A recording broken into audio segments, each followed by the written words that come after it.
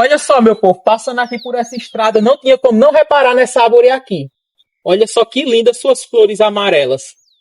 Esse aqui é um pé de algodão do campo e é justamente nessa época de seca que ele começa a florescer, quando as árvores aqui da nossa região começam a perder as folhas. Aí ele mostra sua beleza, com essa flor muito bonita, nesse tom de amarelo vivo, amarelo ouro. É muito bonita a flor dessa árvore. Embora pareça apenas um galho seco e sem folhas, é lá no topo que a beleza está escondida. Em meio aos galhos surgem as flores do algodão do campo, com esse belíssimo tom de amarelo dourado.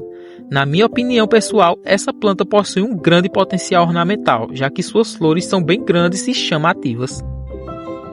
Além de sua beleza, essa planta também tem potencial medicinal, já que tradicionalmente suas folhas e raízes são utilizadas no preparo de chás para auxiliar no alívio de dores musculares e articulares, além de problemas digestivos como gastrite e úlceras.